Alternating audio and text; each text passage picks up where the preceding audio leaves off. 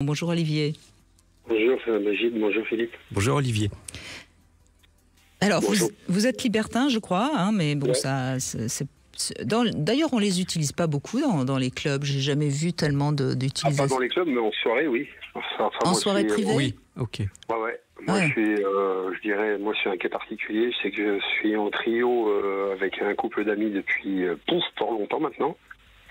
Et vous vivez tous les trois ensemble? Non. On Non. a nos vies séparées, mais on se retrouve régulièrement. D'accord. Voilà. Et c'est vous le jouet du couple? Ouais, si on peut dire ça. Non, c'est plutôt Madame qui est demandeuse de jouer. Donc, on l'agrémente. On l'agrémente de temps en temps. Madame est gourmande, alors elle a deux hommes et elle a en plus besoin de jouer. Ouais. Oui. D'accord. Donc, il n'y a pas que les jouets vibrants qui fonctionnent. Il y a aussi tout ce qui est en fait un phénomène d'excitation, tout ce qui est menottes, phares, enfin tout ça, quoi. Voilà. Donc, Oui, qui sont les jouets accessoires. Donc, qui sont sont pas les sex toys, mais qui sont les accessoires.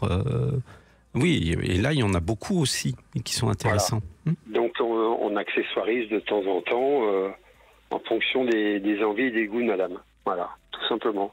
Et c'est elle qui vous dit ce qu'elle a envie ou c'est vous qui improvisez? C'est un peu les deux.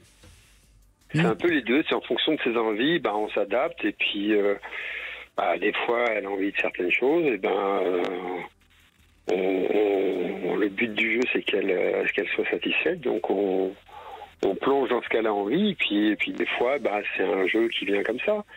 Parce que...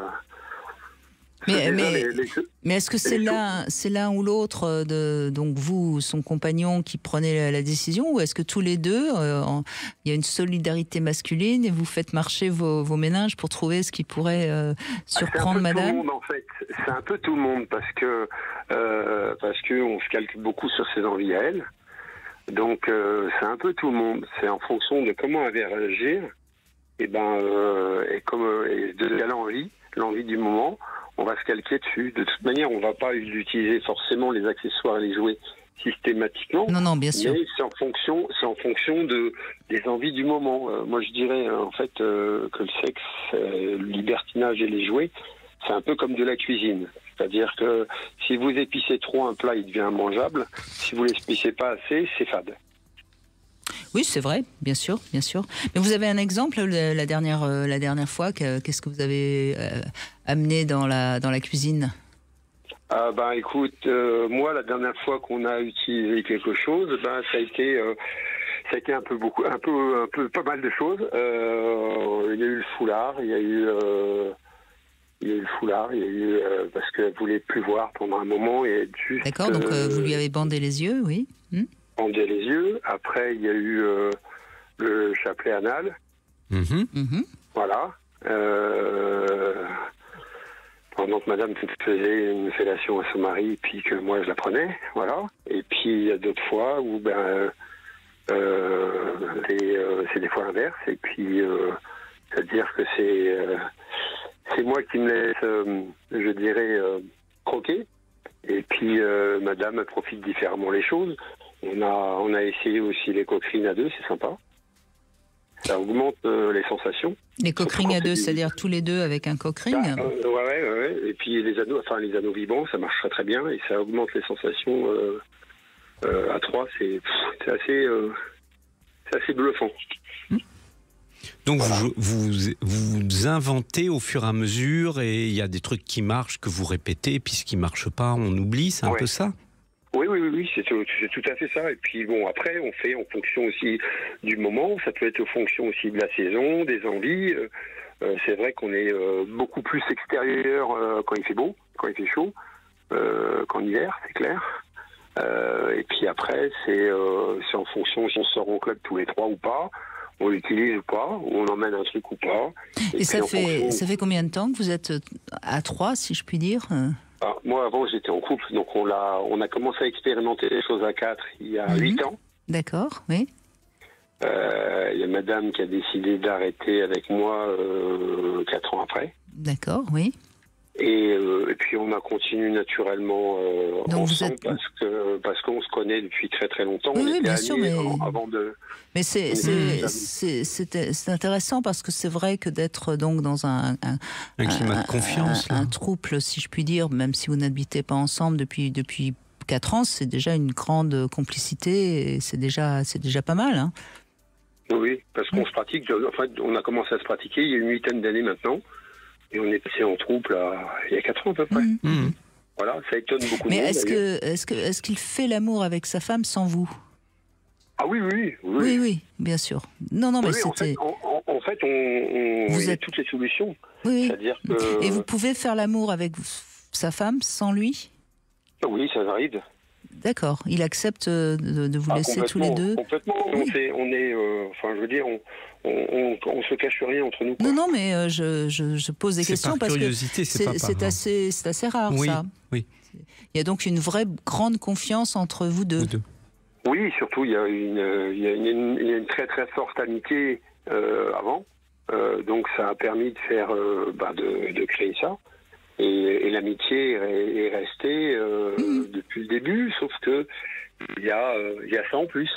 Non, mais ça peut surprendre ceux qui nous écoutent, parce que là, on voit bien qu'il y a donc des sentiments. Il y a de l'amour qui circule entre les trois, voilà. C'est clair. Et en même temps, il y a une capacité à avoir de la sexualité sans qu'il y ait des enjeux, quoi. Il y a des jeux, mais il n'y a pas d'enjeux.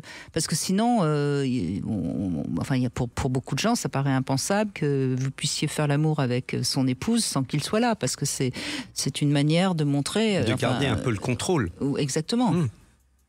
Oui, non, mais il n'y a pas de... Il n'y a pas ça entre vous.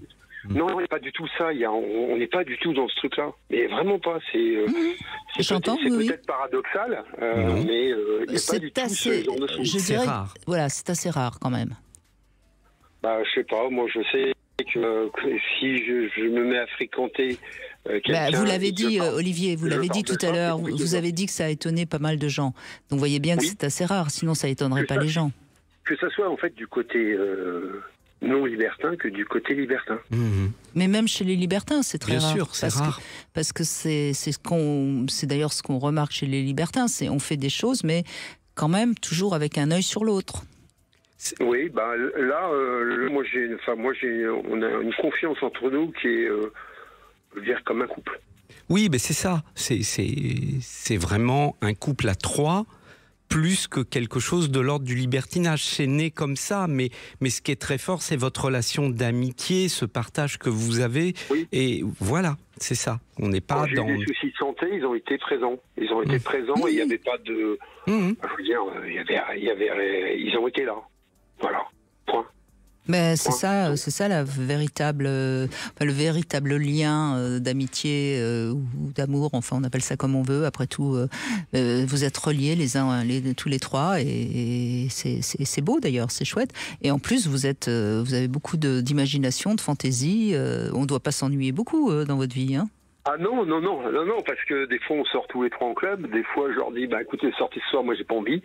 Donc ils partent tous les deux quand ils viennent à la maison, parce qu'il y a quand même de la distance entre chez eux et chez moi. Et on passe des moments super agréables, quoi. Et puis il n'y a pas que ça, il y a tout ce qu'on fait autour. On va se promener, on va faire des randos ensemble, on va manger ensemble, on sort au resto. Enfin, on a toutes les activités d'amis. Seulement, il y a des moments où on passe à autre chose. Si je peux me permettre d'être indiscret, est-ce que vous avez une vie amoureuse à vous? Moi personnellement, non.